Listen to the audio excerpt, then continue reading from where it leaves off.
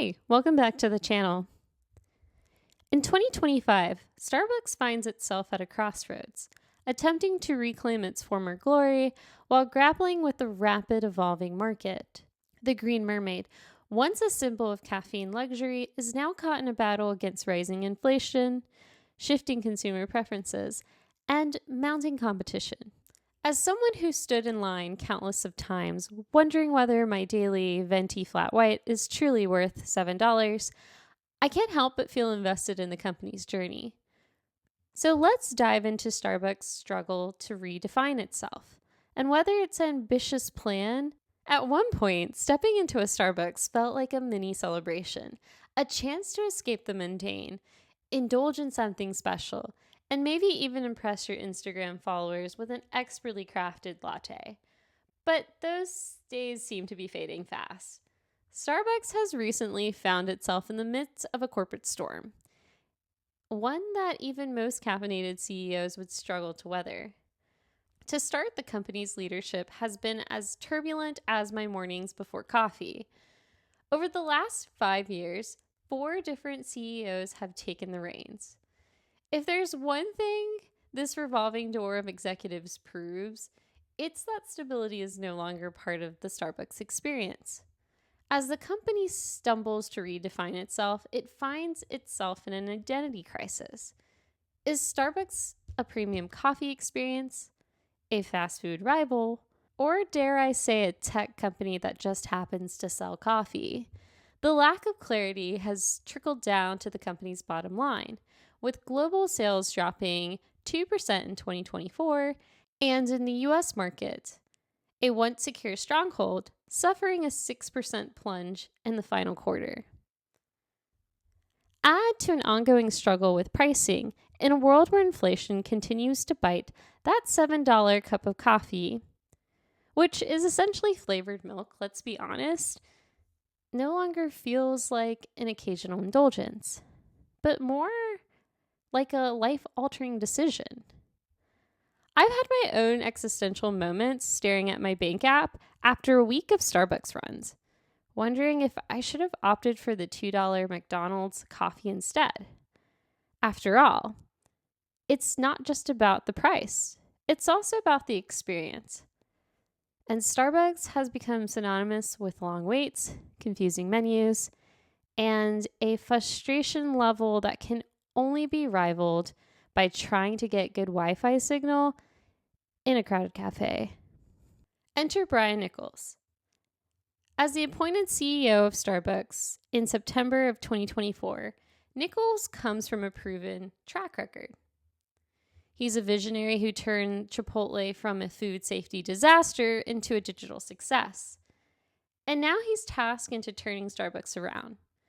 And his strategy, aptly named Back to Starbucks, is as straightforward as it sounds. It's about returning to the fundamentals that made the company great, but with an updated twist.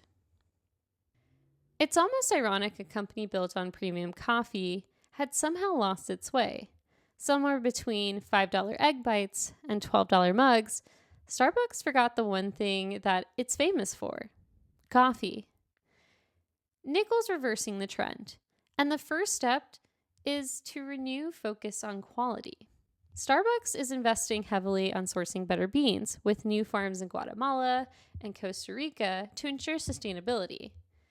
This isn't just about securing supply, it's about innovation. After all, a cup of coffee should be more than just a caffeine delivery system. It should be an experience, an art form. And Starbucks is going back to its roots, reminding us that coffee is the main event, not the syrupy concoctions that have taken over the menu. And it isn't just about coffee. Niccol is encouraging stores to host local events again. From book clubs to art shows, it's aiming to bring the community back into the store. This is Starbucks trying to remind us what made it so special in the first place: the ability to create connections. And let's be honest, these moments might be the very reason we keep returning, no matter how high the prices get. Niccol's vision isn't just about feel-good moments. It also is about clear, quantifiable goals. Financial recovery is the top of the list. By quarter 4 of 2025, Starbucks plans to return a positive sales growth and improve profit margins. This may not be returning to its glory days, but a 32% margin would be a notable step in the right direction. In terms of customer satisfaction, Starbucks aims to increase its Net Promoter Score from 32 to 45 by December. It's a step towards regaining the loyalty of its customer base. They're also aiming to increase frequency of visits from reward members, which could help lift the company's performance significantly. After all, it's the die-hard regulars who keep Starbucks afloat, and making them happy is critical. Operationally, Niccol has set an ambitious target to reduce wait times to 4 minutes. While this may seem like a simple goal, the truth is most customers start losing patience around the 5-minute mark. In other words, in a world where every minute counts, this is a key metric that could make or break Starbucks' revival. So how's Starbucks doing so far?